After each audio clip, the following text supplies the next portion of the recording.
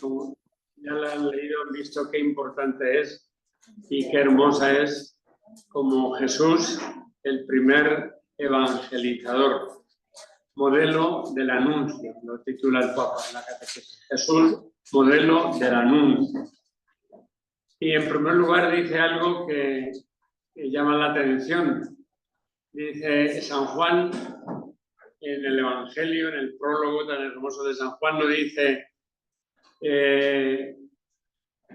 el silencio era Dios, sino la palabra era Dios. Y la palabra es justamente el acto de la comunicación con los demás. La palabra era Dios. Está siempre entonces en relación, está en salida y está siempre la palabra, existe para ser transmitida, para ser comunicada. Y entonces dice, así es Jesús. En el principio existía la palabra, refiriéndose justamente a él.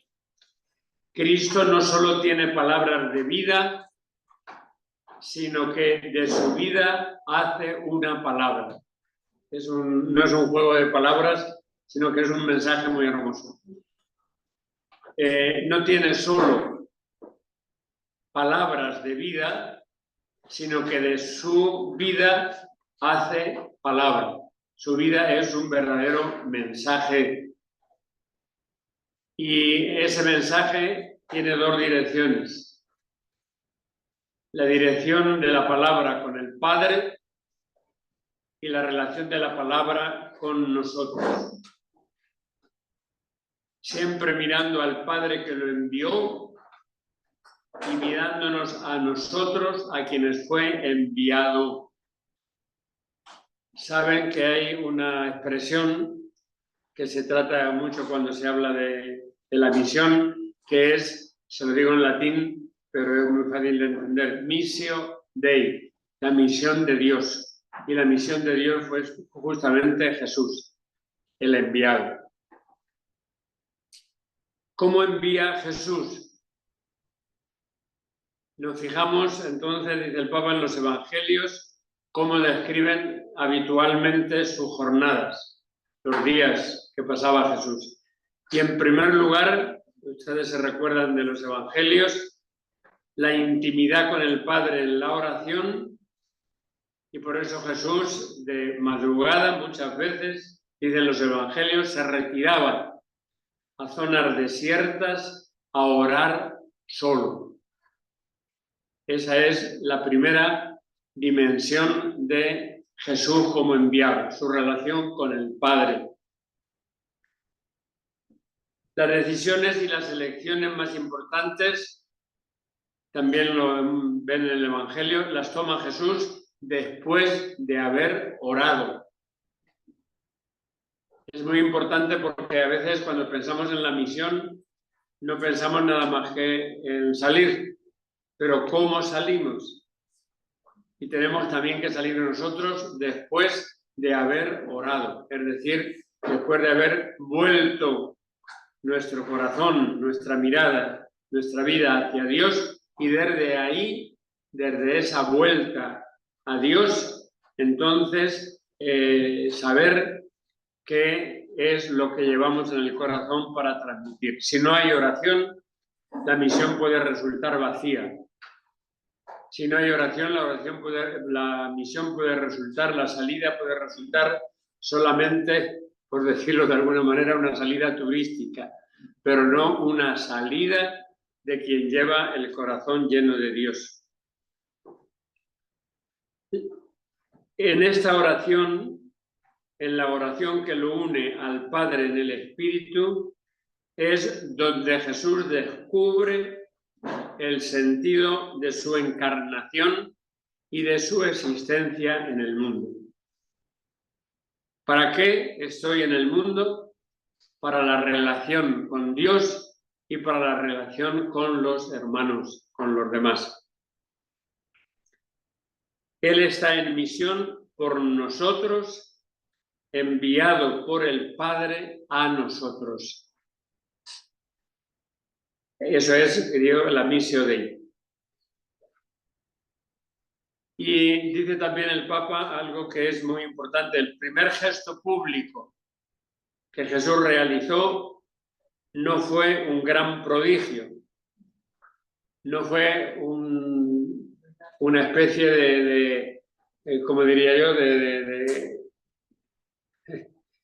hacerse ver, sino que el primer acto que realizó en la vida pública, recordamos, fue su bautismo, poniéndose en la fila de los pecadores que iban a ser bautizados por Juan. Se mezcló con la gente que iba a ser bautizada con Juan, reconociendo la gente que iba a ser bautizada sus pecados. Y entonces, la primera acción de la vida pública es mezclarse con pecadores. Es impresionante eso, mezclarse con pecadores. Fue su primer acto. Y, dice el Papa, nos ofrece ahí una clave de acción. Y esa clave de acción en el mundo es entregarse a los pecadores, haciéndose solidario con nosotros en el compartir la totalidad de la vida y sin distanciamientos, sin poner la barrera en medio. Hablando de la misión, en el Evangelio de Mateo, en el capítulo 10, él dirá: no he venido a ser servido, sino que he venido a servir y a dar mi vida en rescate, eso significa redención, en rescate por muchos. No he venido a ser servido, sino a servir. Cada día, después de la oración, Jesús dedicaba toda su jornada al anuncio del reino de Dios y a la gente. Sobre todo a los más pobres, a los más débiles, a los pecadores, a los enfermos, a los que más lo necesitaban. Esto es muy importante porque sabemos cómo tantas veces somos selectivos y en esa selección pues entra quien más me agrada, quien más me puede reportar su amistad, quien más puede... No elegimos a aquellos que no nos pueden devolver nada. Y sin embargo Jesús fue quienes eligió como los primeros a quienes darse, a quienes ofrecerse. Y luego trata de una manera también muy hermosa la figura, para subrayar esto, la figura del buen pastor. Jesús mismo nos ofrece esa imagen. Yo soy el buen pastor. Y enseguida dice, el buen pastor da la vida por sus ovejas. Ven, en rescate por muchos. No he venido a ser servido sino a servir y a dar mi vida en rescate por muchos. Y la vida la dio justamente en la crucifixión, en el Calvario. Entonces, el buen pastor da la vida por sus ovejas. Toda esa gran, hermosísima comparación del buen pastor la tienen en el Evangelio de Juan, en el capítulo 10. Este es Jesús. Y dice, es Jesús pastor cuando el pastoreo no era un trabajo como es ahora, que va el pastor, tiene las ovejas 6 horas o 7 horas, las trae otra vez, las mete en el y allá se va el pastor hasta el día siguiente. Subraya el Papa, era una verdadera forma de vida, no un trabajo. El pastor estaba las 24 horas con las ovejas, viviendo con el rebaño, acompañándolo a pastar, durmiendo entre las ovejas y cuidando a las más débiles. La imagen del pastor es una imagen muy hermosa porque es muy expresiva de muchos aspectos que luego los vimos realizados según los evangelios en la vida de Jesús. En otras palabras, Jesucristo no hace algo por nosotros, sino que se da todo Él y da toda su vida por nosotros. No es que haga algo, que haga cosas buenas por nosotros, que se acuerde alguna vez de que existimos y diga, pobrecito voy a... No, está siempre dando su vida por nosotros. Por eso su corazón es un corazón de pastor, y diciéndolo para que nos suene como más cercano, es un corazón pastoral. Es un corazón pastoral. Ese pastor siempre, no a plazos, siempre es el pastor de todos nosotros. Y desde el buen pastor debemos entender como iglesia y como comunidades y como movimientos y como parroquias, debemos entender lo que se llama la tarea pastoral. Sería entonces la tarea de quienes somos hoy pastores o pastoras. La tarea pastoral. Para evaluar nuestra pastoral, es decir, lo que hacemos como en el nombre de Jesús o desde Jesús, pastor, para evaluar eso que hacemos desde Jesús, tenemos que compararnos con Jesús, buen pastor. Y entonces ahí hay una serie de puntos que son muy, muy importantes justamente para la vida pastoral, la vida de pastoreo, que no es propia solamente de los que somos pastores, sino que es propia de todo seguidor de Jesús. Todo seguidor de Jesús tiene que plantearse seguirlo como pastor. Entonces, lo primero, una pregunta. ¿Lo imitamos en la oración para que nuestro corazón esté en sintonía con el suyo? Para eso es la oración. Para poner en sintonía los dos corazones, el corazón nuestro y el corazón de Jesús. Entonces, ¿lo imitamos en la oración o la oración nos la pasamos como si no nos hiciera falta? La oración no es solamente la oración que hacemos juntos en comunidad, sino que es también la oración personal. Y yo creo que no deberíamos salir de nuestra casa porque no es necesario estar ante el sagrario, no es necesario estar ante una imagen del Señor, sino en nuestra simple casa. No deberíamos salir de nuestra casa sin un rato de oración.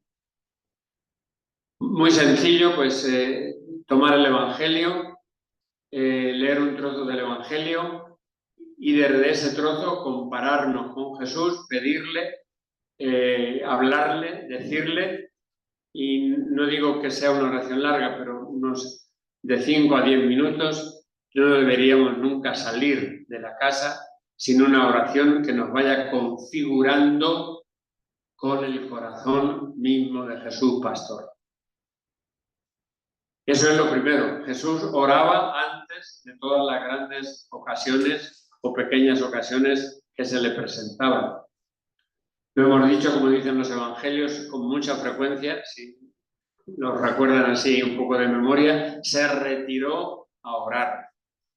A veces eran las multitudes las que lo sacaban de la oración, pero ahí tienen entonces la oración con relación al Padre, las multitudes que lo sacaban muchas veces de la oración con relación a los demás. La intimidad con Jesús, es decir, ir teniendo, lo que decía San Pablo, los mismos sentimientos de Cristo Jesús, esa es la intimidad con Jesús, es, dice el Papa, el alma de todo apostolado. el alma de toda tarea misionera, el alma de toda tarea de una comunidad que no quiere encerrarse en sí misma, sino que quiere salir y salir misioneramente. Luego va a decir el Papa que no es lo mismo que proselitísticamente, sino misioneramente, salir justamente a buscar. Y salir, en primer lugar, con el ejemplo. El ejemplo es el arma mayor del apostolado. Y no hay ejemplo de Jesús, no somos ejemplo de Jesús, si no vamos teniendo en nosotros la figura de Jesús. Y la figura de Jesús se nos va metiendo desde la oración. Jesús mismo lo dijo claramente a sus discípulos: sin mí nada pueden hacer. Sin mí nada pueden hacer. Entonces, ese sin y el con tiene en la oración una de las manifestaciones más fuertes. Cuando no hay oración, nos hacemos funcionarios de la pastoral, pero no pastores que hacen pastoral, sino funcionarios de la pastoral. Sin mí nada pueden hacer. Si se está con Jesús, se descubre que su corazón de pastor late siempre, o sea, se pone en forma siempre, fundamentalmente por quien está perdido y por quien está alejado. Y en esta catequesis el Papa se preguntaba: ¿y el nuestro por quién se pone en marcha? El de Jesús se ponía en marcha por los que estaban más alejados y más perdidos. El nuestro, ¿por quién se pone en marcha?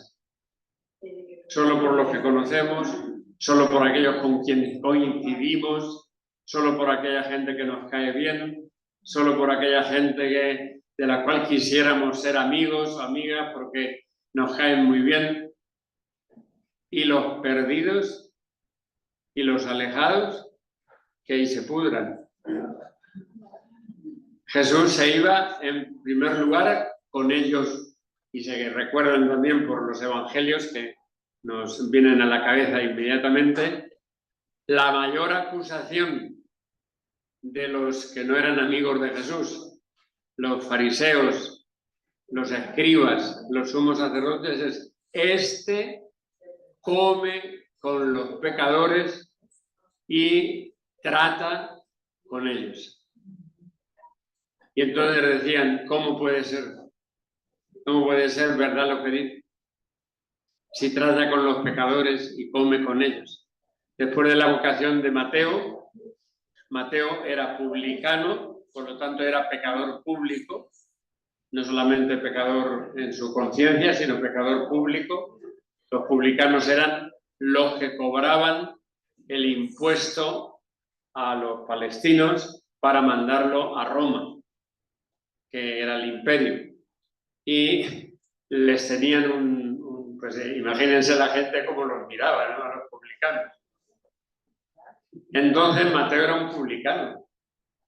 Jesús lo llama, se levanta, se va tras él, y lo primero que hace, es organizar una comida con todos los publicanos, con todos sus amigos publicanos, y allí se va Jesús a comer. Y entonces los fariseos le preguntan a los discípulos: ¿cómo es que su maestro está comiendo?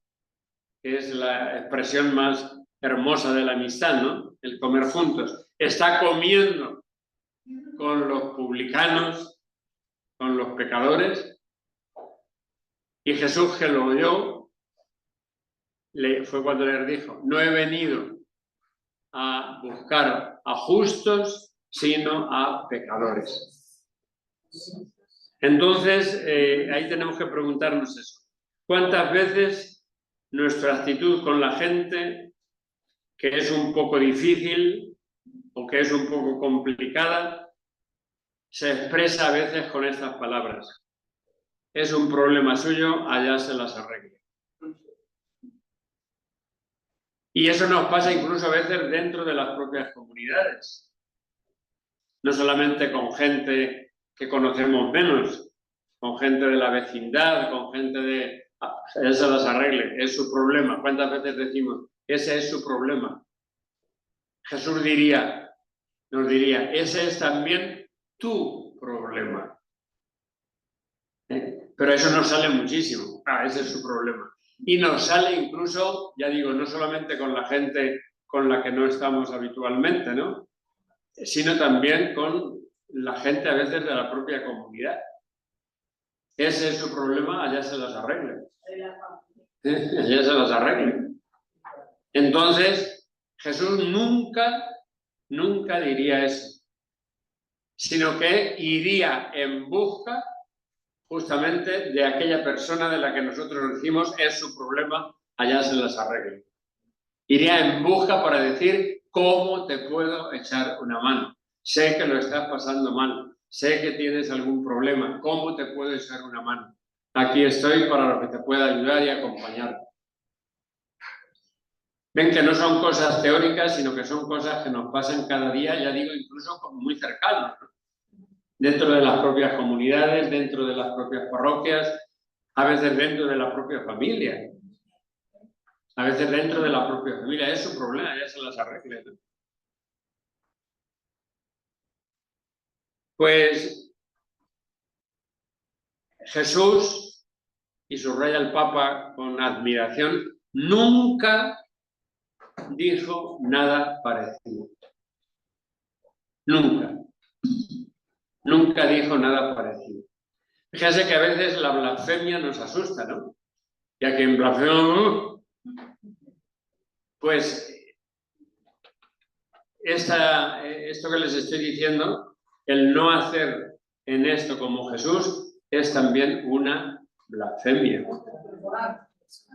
Justamente porque es hacer lo contrario de lo que haría Jesús. Jesús nunca pasaría de largo ante alguien que lo está necesitando, que sabe, nunca pasaría de largo. Y nosotros nos sale allá se las arregle. Ese allá se las arregle es tan blasfemo como la blasfemia directamente contra Dios. Fue siempre, y ya lo hemos dicho, al encuentro de los marginados, de los pecadores, y lo acusaban de eso, de estar con los pecadores, justamente porque a ellos les llevaba la salvación de Dios. Y en ese sentido cuadra muy bien la parábola de San Lucas del capítulo 15. El capítulo 15 de San Lucas, no se lo pierdan tampoco y medítenlo muchas veces, hay tres cosas perdidas. Un pastor que pierde una oveja, una mujer que pierde una moneda y un padre que pierde a un hijo. Es la parábola del hijo pródigo. Y en ese contexto está también la parábola de la oveja perdida. Con las otras dos parábolas, la de la moneda y la del hijo pródigo, conforman el capítulo 15 de San Lucas, que es otro de los capítulos hermosísimos de los evangelios. Si queremos realmente entrenarnos y tener celo de apóstoles, tener alma de apóstoles, tener preocupaciones de apóstoles o de apóstolas. El otro día celebrábamos a Santa María Magdalena y algún santo padre la llamaba en latín apóstola apostolorum, que es apóstola de los apóstoles. ¿Por qué? Porque fue la que fue a darles la noticia de la resurrección de Jesús. Apóstola apostolorum, apóstola de los apóstoles. Si queremos que el celo apostólico, que es las ganas de seguir a Jesús, de hablar de Jesús, de estar con Él, de disfrutar con Él, de mostrarlo a los demás, ese es el celo apostólico, las ganas de verdad las ganas que salen de dentro, hay que tener siempre presente este capítulo 15 de San Lucas. Y meditarlo mucho y examinarnos personalmente desde él. ¿Cómo estoy yo en este aspecto, en este sentido? Y el Papa aconseja que lo leamos, no así como quien lee una novela, sino leyéndolo como lección divina, como lectura divina, el capítulo 15 de Lucas.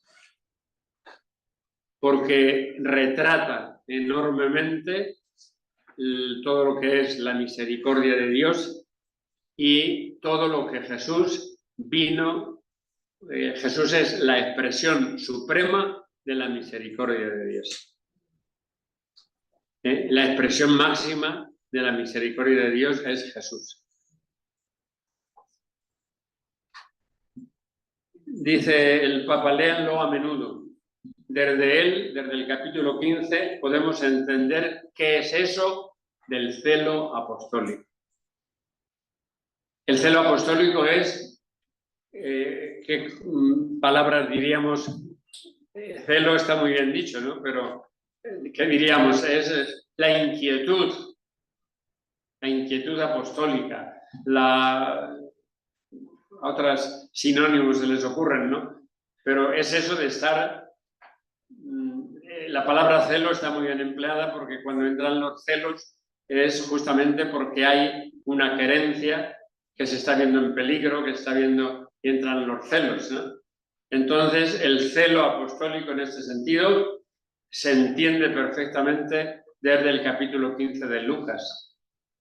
Lo perdido que es buscado por Dios. A ningún pastor, en mi tierra hay mucho pastoreo de ovejas, tenemos leche muy buena de oveja, muy rica, ¿no?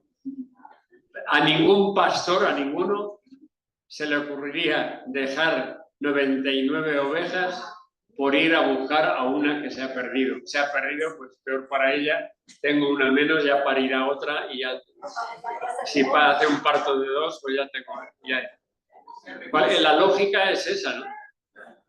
Lo ilógico, y es que a veces cuando estamos siguiendo a Jesús, piensen que hay momentos en que tenemos que pensar porque se está realizando cosas ilógicas, que no tienen lógica.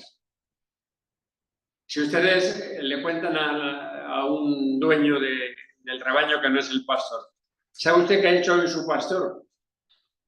Se ha ido una oveja, se ha perdido una oveja y ha dejado a las 99 y se ha ido a por ella. ¿Qué haría el amo? Lo despedía ese día. Lo despedía ese día. Tenemos que acostumbrarnos a la ilógica de Jesús. Entonces, deja las 99 y se marcha en busca de la que se ha perdido. Y saber dónde la encontró. Es una imagen, es una metáfora, ¿no? Es una imagen. Pero dice muchísimo, ¿no? Se deja las 99 y se va a por la que se le perdió. Y cuando la encuentra, no le echa una gran regañina, no le da una buena paliza con el bastón del pastor y así no se hace, sino que se inclina, la agarra con delicadeza, se la pone en los hombros y con ella en los hombros va otra vez al rebaño. Es la lógica del celo apostólico. Es la lógica del celo apostólico. En él descubrimos que Dios no se queda en la contemplación del recinto de ovejas y no amenaza a ninguna para que se vaya. Al contrario, si se sale y se pierde, ni siquiera en ese momento la abandona, sino que la busca y no dice, Se ha ido, es culpa suya, es asunto suyo, no quería estar en el rebaño. ¿Cuántas veces en las propias comunidades alguien por algún problema, por algo se aparta? Bueno, pues mira, es un problema suyo, ella verá lo que hace, ella...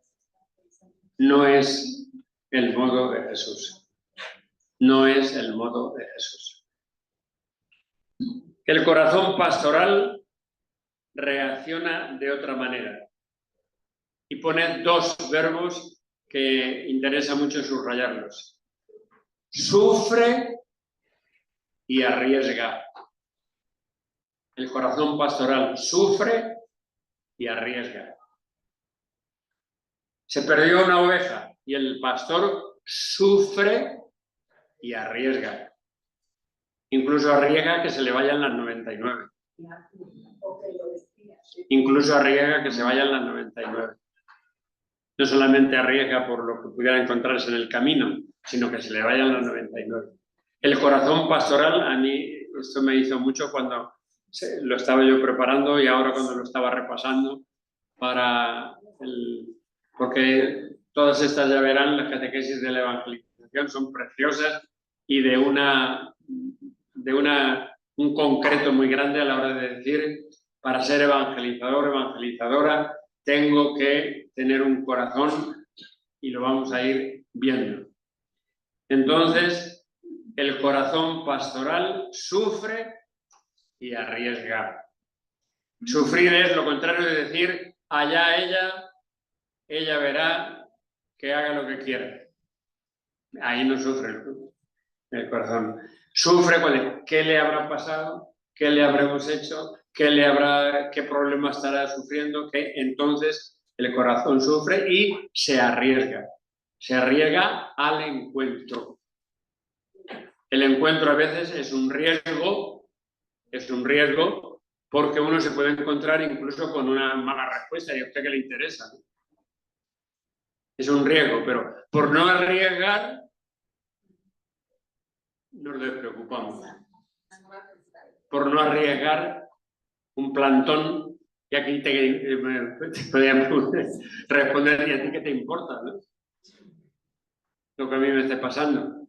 Y es un plantón. Y entonces pensamos antes en la posibilidad del plantón, de dejarnos plantados, decimos en España, ¿no? Aquí no sé cómo dicen, lo dicen también así. Sí. Y lo preferimos al riesgo. Entonces, no olviden eso, el corazón pastoral sufre y arriesga. A imitación de Dios, Dios sufre por quien se va y mientras lo llora, lo ama todavía más.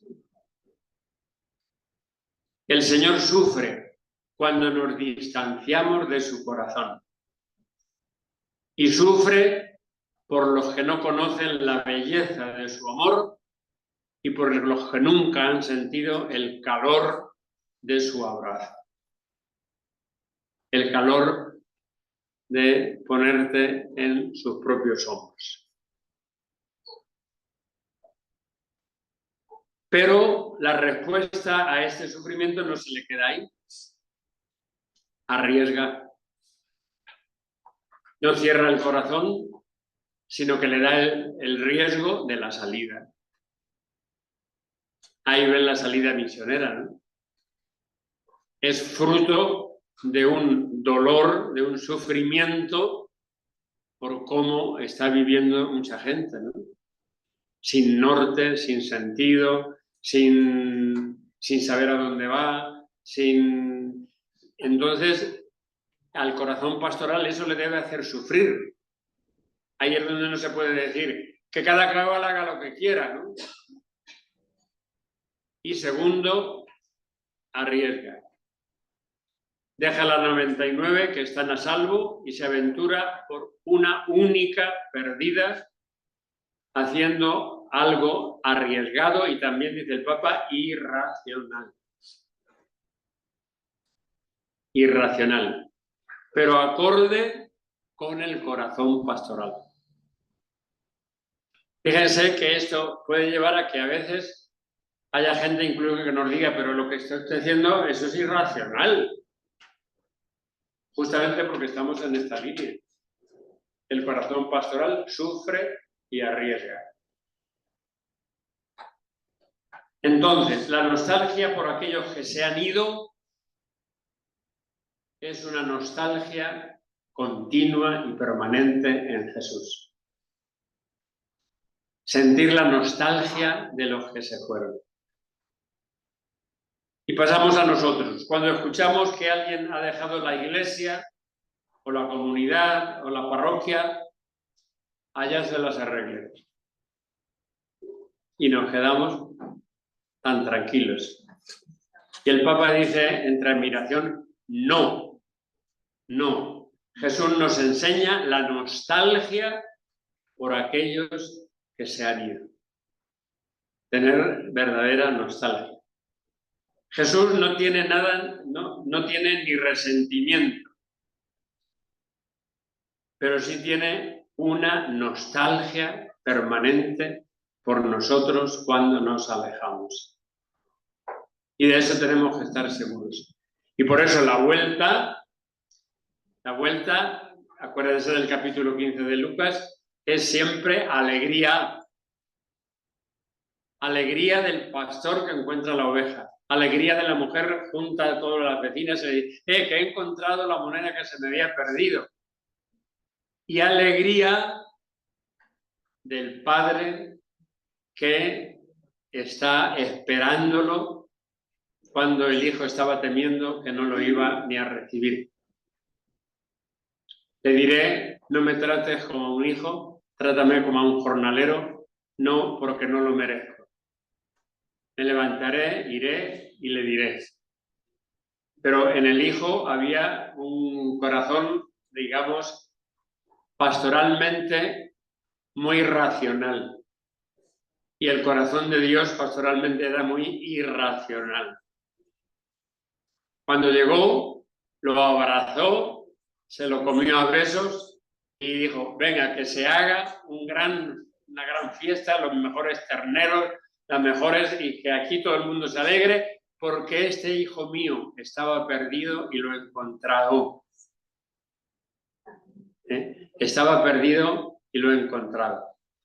Y hay una figura sin corazón pastoral, que es la figura del hermano mayor. Y la pone San Lucas justamente a propósito. El hermano mayor que vuelve y dice, ¿qué es todo esto? Y le dice uno de los criados, que ha vuelto tu hermano, que se había perdido y tu padre organizado y tal, y no quiso ni entrar.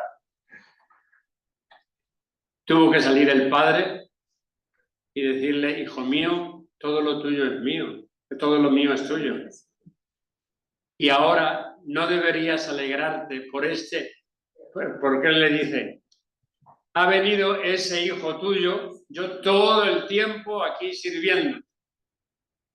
Y no me has regalado nada, no me has hecho ningún festín, ningún festejo. Y viene ese hijo tuyo, se distancia de él, no dice, viene mi hermano, no, viene ese hijo tuyo. Y sin embargo, el padre, cuando lo recrimina, le dice, y ha venido tu hermano que estaba perdido y lo hemos encontrado. Estaba muerto y ha resucitado. No tendríamos que hacer ese gran festín y el otro no lo comprende. A veces estamos en la línea del hermano mayor, con relación a la alegría, a la nostalgia de lo perdido. El hermano mayor no tenía nostalgia de su hermano. Y el padre tenía tanta nostalgia que incluso se subía a la terraza todas las noches a ver si lo veía ya venir. Tenía nostalgia de hijo. Y el hijo pródigo tenía miedo del padre. Él fue con miedo. Él fue con miedo. Volvemos otra vez a lo irracional. A lo racional hubiera hecho echarle una gran regañina, tenerlo sin darle de comer una semana y no. Se encuentra con el abrazo, se encuentra con... Entonces, por eso dice el Papa, ese capítulo 15 de San Lucas, para entender el corazón del pastor, de la pastora, es impresionantemente hermoso y expresivo. Por eso, desde ahí, se dan cuenta de algo que dice el Papa, qué lejos está eso de que el evangelizar sea proselitismo. Proselitismo es enganchar a la gente sea como sea, incluso dando dinero. Eso es proselitismo. El proselitismo no procede del amor. El proselitismo procede de la apariencia. Evangelizar no es proselitismo. Hacer proselitismo es una cosa pagana, no es religiosa, ni mucho menos evangélica. Si vienes, te vamos a regalar un vestido. Y entonces voy por el vestido, pero no voy por la persona. Si vienes, no. Tiene que ser justamente la fuerza del amor que late dentro. Quizás seguimos y amamos a Jesús desde hace tiempo y nunca nos hemos preguntado, y estas preguntas son realmente fuertes, si compartimos sus mismos sentimientos. ¿Dónde tenemos la descripción de los sentimientos de Jesús? En los evangelios. Si compartimos sus mismos sentimientos. Si sufrimos y arriesgamos en sintonía con el corazón de Jesús para a la hora de convocar. Si lo hacemos con un corazón pastoral cercano al corazón pastoral de Jesús. Y vuelve a repetir el Papa, no se trata de hacer proselitismo, y lo dice él, ya lo he dicho antes, para que los otros sean de los nuestros. No, eso dice no es cristiano. Se trata de amar para que sean hijos felices de Dios. Qué diferencia tan grande.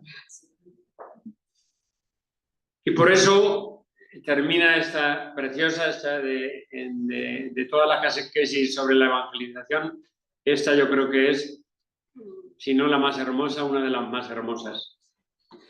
De ahí entonces, danos un corazón grande para amar y fuerte para luchar, que decimos en la canción.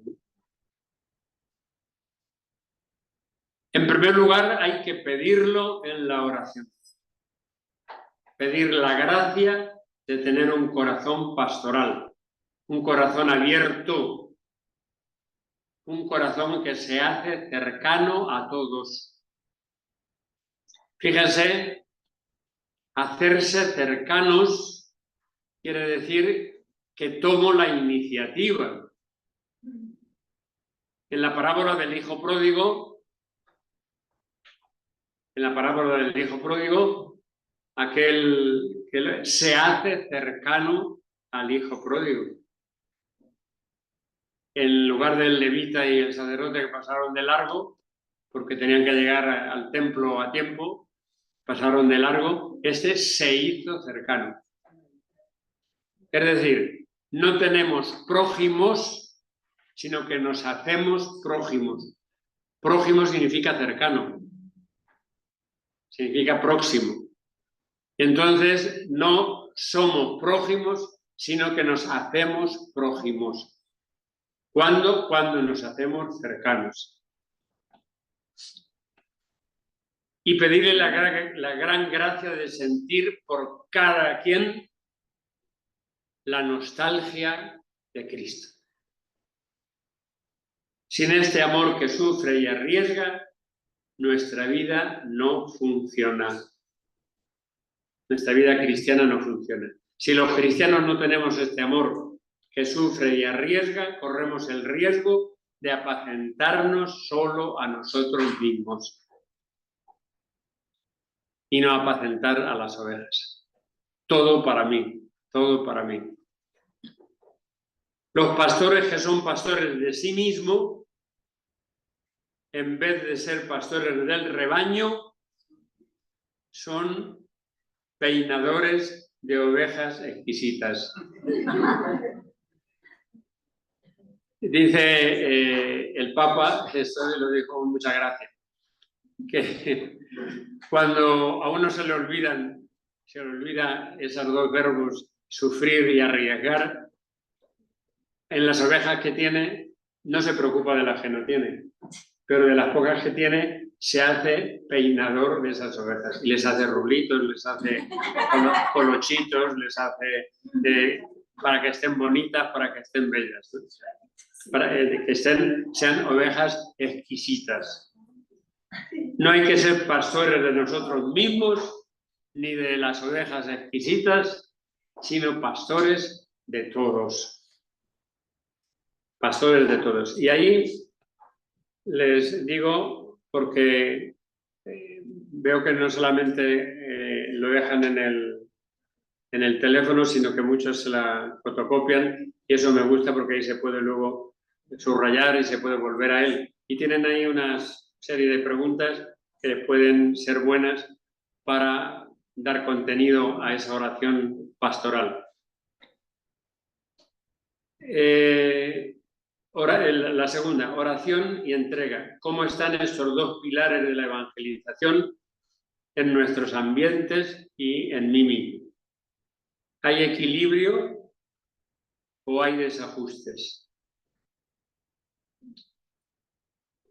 La tercera, el tema de los alejados. ¿Cómo lo confrontamos? El Papa es muy exigente en este punto, ustedes lo saben, y hay que hacerse una pregunta que sería ¿cómo hacer nuestra esa exigencia? De ser exigentes con nosotros mismos respecto a los alejados. Cuando habla del camino sinodal, yo se lo suelo traducir así. Dice, no hagamos un sinodito, sino hagamos un sinodazo. Es decir, no hagamos un caminito por donde vamos los que ya estamos, sino hagamos un caminazo donde puedan incorporarse quienes no están y cuando nos vean cómo caminamos, les dé ganas de ir por el mismo camino. Y la cuarta, que también es interesante, de nuevo, el tema del proselitismo, cómo librarnos de ese peligro, que es un peligro hacer prosélitos y no hacer seguidores. En nivel de comunidad, en nivel de hacer prosélitos y no seguidores, ¿sí? Entonces, como la tienen ahí, yo les invitaría a que esta semana la meditaran, ¿no? Que fuera el objeto de la meditación, y como cada quien tiene su propio libro y su propio apunte y no se lo va a ver nadie, ahí apunten también sus propósitos. Sus propósitos. Porque así nos vale. Así nos vale. Si es solamente una charla que se queda aquí, no nos vale. Nos vale cuando la rumiamos, cuando ustedes ven las cosas que nos gustan, no nos gusta tragarlas, ¿no? Sino que le damos vueltas en la boca para que el sabor, cuando ya las traguemos, pues rumiarlas porque nos gustan y finalmente las tragamos, ¿sí? Bueno, pues ahí la segunda sobre la evangelización, que ya digo, es preciosa y les puede venir, a mí me vino muy bien. Y por eso se la comparto, que nos vino muy bien.